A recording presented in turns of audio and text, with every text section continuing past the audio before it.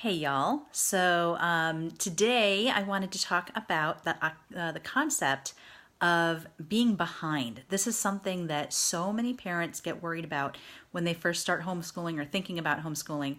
They worry that their kids are going to be behind, that they're not going to be on grade level.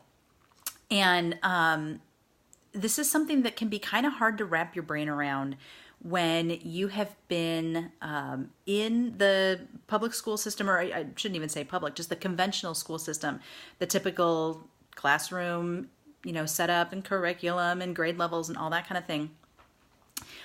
It can be really hard to let go of that idea of that being something that is intrinsic with education, but in reality, it is not something that you really have to worry about. Excuse me.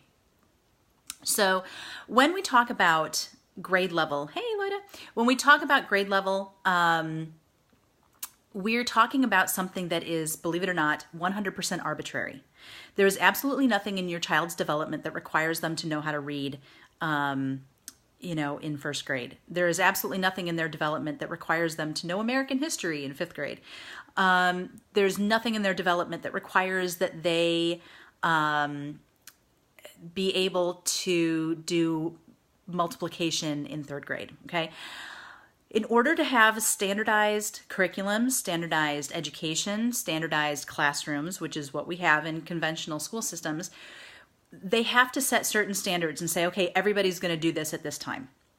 And that has absolutely nothing to do with learning and education. It has to do with things needing to be standardized. So when we homeschool, these are not concepts that you have to worry about at all, okay? So the whole idea of grade level means nothing to homeschoolers. Or at least it doesn't have to. I should say that. It doesn't have to. There are ways of homeschooling that tend to track with the kind of a more conventional approach. But that is a choice that you can make. That is not something you have to do, okay? So this whole idea of, oh, my kids are going to be behind, don't think of it as being behind, because there is no behind, all right? Education is a marathon, not a sprint. You have your kids until 18, 19, 20. Okay, here's something else. They do not have to graduate at 18. It's not like they hit 18 and suddenly they stop learning or the brain shuts off, right? Particularly with kids who have learning disabilities or any kind of issue that really slows down how much they can learn and how quickly they can learn. You could definitely plan, well, we're going to do high school until they're 19 or until they're 20. You know what I mean? So even this idea of education having to start at a certain time and end at a certain time in their life is also, it's not true, okay? But my point, though, is that, we have all of these goals, things that we want our kids to know by the time they leave the nest, whatever year that ends up being. The way that you get there and the order in which you learn those things may look completely different than what it looks like in conventional school, okay? Particularly if you're really good at following your child's interests. Okay. So, we all know that like 4 or 5-year-old who's absolutely obsessed with dinosaurs, right? Okay. There's also nothing, in their, DNA that says at 4, you should be obsessed with dinosaurs, right? But they learn, oh my gosh, there's kids who can rattle off these names that are big and long, and they can tell you what they ate and what their nest was like and all this kind of stuff because they're interested in it. When would you actually learn about dinosaurs in science? I actually don't even really know when you would. But the point is, you wouldn't have to wait until then. Your kid's interested in dinosaurs now. You talk about dinosaurs now, right? Here's another great example. Kindergartners are fantastic at division. And yet, who teaches them division? Nobody, because they go, oh, well, they need to learn how to add first. Okay, if you give, it sounds like a book. If you give a kid a cookie, okay, if you give a kid a cookie and say that we need to fairly share this between you and your sister, okay, every kindergartner understands the concept of fair sharing. And that's all division is, right? Give them a pie and say, we want to make sure everybody in this room gets a piece of this pie. How do we need to cut the pie so that everybody's piece is the same? That's division. But how often do we go and teach kindergartners division? We don't, because we think, oh, we need to start with addition. Well, let's start with something that actually correlates with something that they're interested in, okay? They're very interested in fairness and everybody, particularly them, getting their fair share. What a perfect time to teach what division is, because that's what division is, right? It's fair sharing. So these ideas that you have to teach things at certain times. Well, we don't teach that until 4th grade. We don't teach that until 8th grade. We don't teach that until they're 9.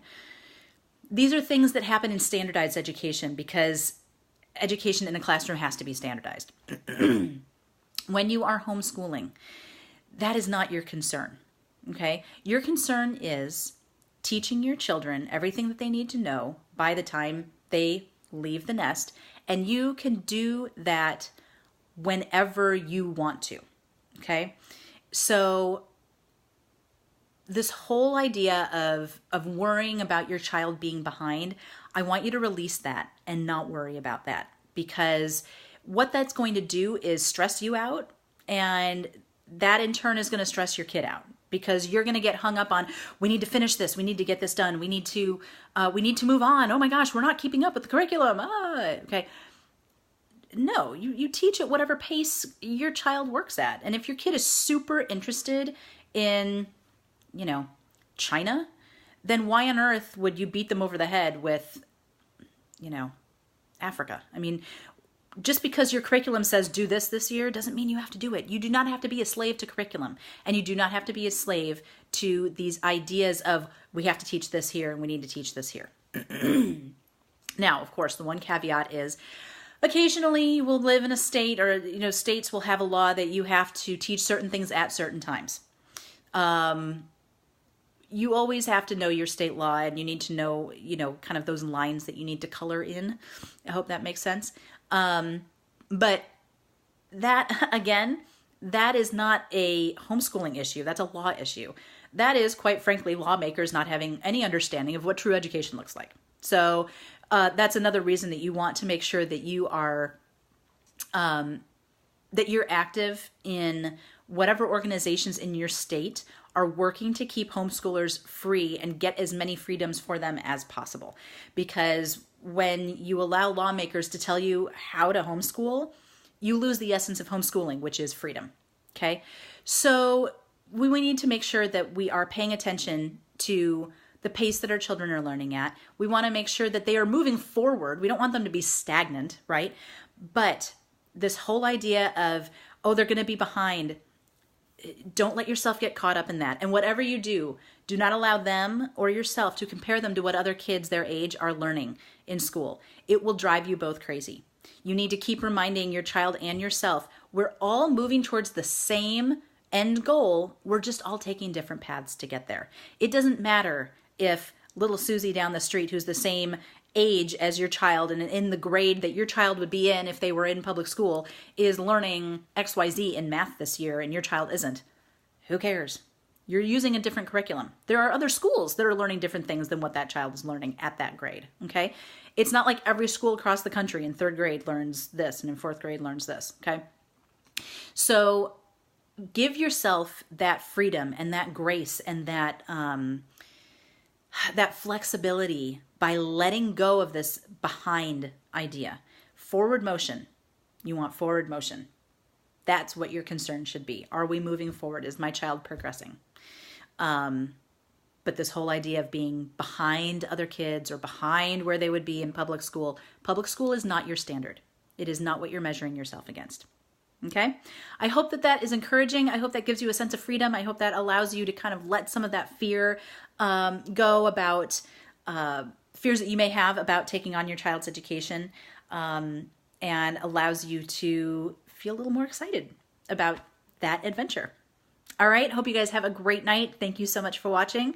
See you later. Bye.